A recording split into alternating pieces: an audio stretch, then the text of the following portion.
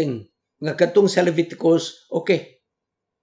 Ang original adto prostitute, granting without accepting, pero ikson dirita.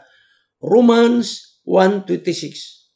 Sa maong katarungan ang Dios naghatag kanila niining pasidaan sa makaulaw nga mga pagbati kay ang ilang mga kababayenan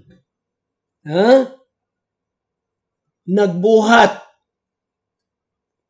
supak sa nature sa babae. Kanaigsoon, medyo gihapon gipaluag ang maong sinultana para buti pasabot ni Pablo nga ang babae nagbuhat di na natural ngadto sa babae kundi may sexual nga gibuhat sa babae ngadto sa babae. Ug may ngumausab ang mga lalaki. Dili na pud natural ang ilang gibuhat sama sa relasyon sa babae ug lalaki.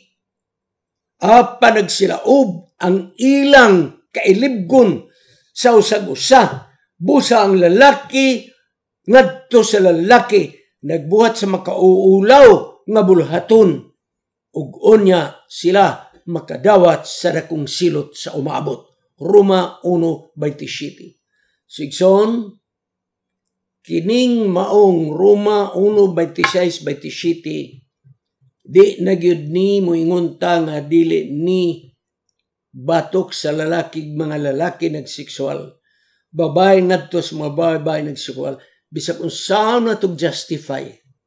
Klaro gyud ang Biblia. Napay mga katarungan nga nag-ingon. Kung ang gibuhat ninyo out of passion, kana sala. Pero lalaki ngadto sa lalaki, babae ngadto sa babae, pero uban sa pag-amuma with care and passion, dili kuno na sala. Now, I don't know. Pero klaro diri mga kaigsonan, it's not a matter of passion lamang. Kung dili, ang sexual nga gibuhat, babae ngadto sa babae, lalaki ngadto sa lalaki. Whether you care, whether you love, that is not the issue. Ang issue, because sexual activity is heterosexual. It is between opposite sex, mga kaigsonan.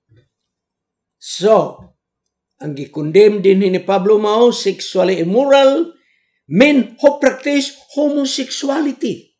Nagiklaro na yun. Enslavers, liars, perjurers, or whatever else is contrary to sound doctrine. Homosexuality is contrary to sound doctrine. Akong balikon, ang lalaki nakikisexual sa lalaki, ang babae nakikisexual sa babae, bisan pa og mga tarungan mo with care and with love, that will not justify because sexual activity is heterosexual, mga kaigsonan. It is between opposite sex, mga kaigsonan. 1 Timothy chapter 1 verse 10. Kanaigson, wa na gyud gi ino na to murag humuk-humuk og sulti na gyud. Who practice homosexuality. So, emphasize na ako mga kaigsonan, ha? It is not womanly or manly behavior that is prohibited. Wala gidili ang lalaki nga kansang linihukan murag babae. Wala gid, di na nimo mabasa. O di po na ito mabasa nga ang babae ang iyang linihukan lalaki. Di po na ito mabasa. Huwag yung magbuotig soon ug sa atong linihukan. Mutikang man tag 2 ka metros linakuan, huwag yung magbuot. Mutikang man po kag tag 2 lang kadangaw nga medyo dang sexy, huwag yung magbuot. Meaning to say, dili ang mga linaktan nga pagkaiki ay mo'y gidili, mga kaigsonan. Wala. Kung ang lalaki, babayino nung linihukan, huwag yung tayo problema diha.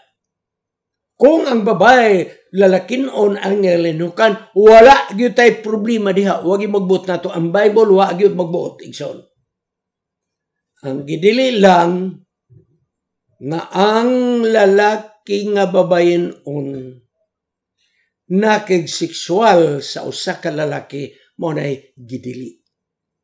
Og ang babae nga lalakinon nakigseksual sa usa ka babae mao na ang gidili. Dili ang iyang linihukan nga linalaki, dili ang iyang linihukan nga binabay, dili ang iyang sinultihan nga binabay, dili ang sinultihan nga linalaki, kundi ang sexual activity sa usa ka babae, sa lakinon nga babae ngadto sa isig ka babae og usa ka babaynon nga lalaki nga nakigseksual ngadto sa lalaki, kana mo'y gidili sa balaang kasulatan.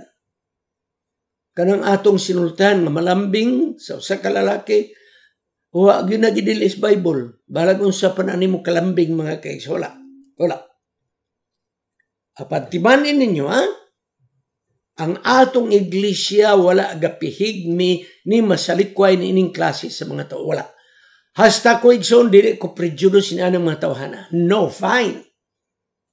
You are my brother and you are my sister. Apan atong itratar kining babayon o lalakinon nga nagseksual sa ilang isig ka babae, isig ka lalaki, sama sa usa ka straight nga lalaki nga nanghilabot sa babae nga dili ang asawa, or nang hilabot nga dili sila minyo, or usa ka babae dalaga nga nagpahilabot sa usa ka lalaki nga straight, opposite sex pero dili minyo, dili ang asawa, dili ang bana, atong itratar kining straight nga lalaki nga nanghilabot sa babae nga dili ang asawa, o kining usa ka babae nga nagpahilabot sa lalaki nga dili ang bana, o tingali dalaga ulitaw sila, atong itreat sama ni ining lalakinon nga kigdulog nagsigseksual sa iyang isig ka lalaki o usa ka babae nga nanghilabot sa iyang isig ka babae. Ang treatment nato sama ra ni ana. Unsa man atong treatment? They are committing fornication. Straight nga lalaki, ulitaw, gihilabtan niya ang uyab nga babae, opposite sex. Wala gitugot sa Biblia. Busa kining duha nakasala sa pagpakihilawas. Straight nga bana, lalaki, nang hilabot og laing babae nga dili ang asawa, ang tratamento na adultery, mga kaigsonan. Busa, dili tungod kay sila babae o lakinon nga nanghilabot sa isig kalalakig babae nga ato silang gipunish. No. Ang ato gitratar tungod kay ang ilang gibuhat is fornication, mga kaigsonan. Ang lalaki nga straight, manghilabot sa babae nga straight, nga dili ang asawa, fornication. Ang minyo nga lalaki, manghilabot sa usa ka babaeng minyo, nga dili ang asawa, adultery, mga kaigsonan. Sa estandarte sa balang kasulatan, sila nakalapas, mga kaigsonan. So, igsoon, ato silang dawaton sa iglesia. Kanang malalakinon ba inon, dawaton nato na sa iglesia. Normal na ang atong pagdawat nila. Sama nining straight nga lalaki, straight nga babae. Pero once makig-sexual activity sila, that is the point na ang standard sa atong iglesia, ato yung iplastar, mga kaigsonan. Wala gyud ta magdumot niining mga tawhana nga babae no lalaki no. We love them. Paminaw mo, ha? Ako nahigugma ko ninyo. Ang akong pagtratar ninyo sama sa tanang mga membro sa iglesia. Apan, kung kiningulitaw nga lalaki, gyud nga lalaki, manghilabot siyang uyab mga kaigsunan, sila nakasala og fornication. Busa, ang lalaki noon manghilabot og lalaki, ang ilang sala fornication gyapon. Nga naman, walay kami niyo na hitabo nila, mga kaigsunan. Wala. So, wala ta magpihig kanila, mga kaigsunan. Wala to sila gisalikway.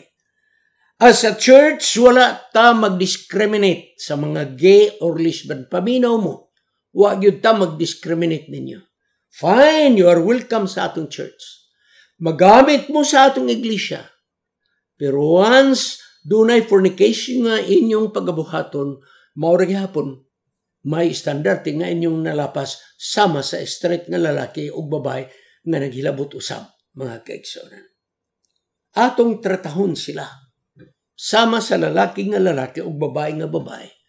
Apan akong balikon, kung mabuhat sila og sexual nga bulaton, ang ilang nalapas nga standarte sa atong iglesia o sa region, fornication, mga kaigsunan.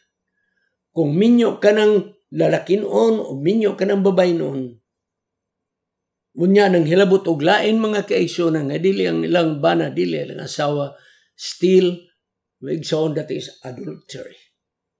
So kung balikon, kining atong iglesia, huwag kita magpihig. Huwag kita magsalikwan ninyo. You are welcome. Magamit mo sa atong iglesia. Apan ang pingilang nga dili mo makasala sa pagpakighilawas. Kaya ang pagtratar ni ining inyong pagpakighilawas sama ra sa pagtratar nato sa straight nga lalaki, straight nga babae nga nagpakighilawas. Busa, there is equality sa atong iglesia. Doon na tayo equality. Wala ta magpihig nila. Wala. Ang ato lang, do not commit fornication. Do not commit adultery o minyo man mo. So ako balikon ha, ato ning gidala, aron nga, mawala na ang pangunaon nato nga, di lang ko diha na ang atong iglesia kay mo ni mo na. No. You are welcome. We are very much welcome. Apan ayaw lang yun pagpakighilawas. Kaya pagtratar kanimo sama sa uban usab tanang membro sa iglesia, mao gihapon ang atong pagtratar. Wa tay gipalabig so. Straight nga lalaki, may penalty basta nagpakigilawas. Straight nga babae, may penalty kung siya nagpakigilawas. Okay? Babae noon, nang hilabot o babae, may penalty, fornication. Lalaki noon, nang hilabot o babae, fornication, gihapon igsoon. So wala, yun ta magsalikwan, you are very much welcome. We love you. We love you. Mas kamo ang nagkinahanglan og among pagsabot. We need more understanding sa among kabahin. Akong balikon, ang atong iglesia nahigugma kaninyo. Basahan ninyo ang atong mga advisory sa General Conference. Wala gyud magsalikway ninyo. You are very, very much welcome. Ang Diyos magapalain ka nato, magapo kita sa pagtapos. O Diyos, salamat ng iglesia nga imong gipabarog dining kalibutana nga kami nasakop, wala magsalikway sa imong isig katao. Sa unsay bulok, unsay mga filosofiya, kung saan iyang mga kinaiya sa babae o sa lalaki, o galing lamang adunay mo standarte nga among pagkasundon. Ang nakasala sa pagkigilawas, ang nakasala sa pagpanapaw, pahamtangan, sumala sa church manual o sa Bible nga imong gikatakda alang kanamo. Among gihigugma ang tanang membro sa iglesia. Babae lalaki, babae noon o lalaki noon, gihigugma silang tanan ni ining nga iglesia. Salamat nga ikaw nagitubag sa mong pagkampo. Panalangini sila. Labi na ni ining mga lalaki o mga babae nga dunay problema sumala sa among naisgutan na. Tabangan mo sila nga dili sila magpakasala sa pagkikilawas. Salamat kay ikaw nagapreserbar sa kaputli nini nga iglesia. Kining tanan among pagadawaton sa ngalan ni Ginoong manluluwas. Amen. Kining inyong higala, si Pastor Wendell Mungaya Serrano, nga inyong igsoon usab, magkapadasig sa matag sa kaninyo sa pag-like, pag-share, labaw sa tanan sa pag-subscribe sa atong YouTube channel ng pangalan Wendell Mungaya Serrano. Ug ayaw kalimot sa pag-click sa notification bell hangtod sa sunod nga higayon, magkita na usab kita.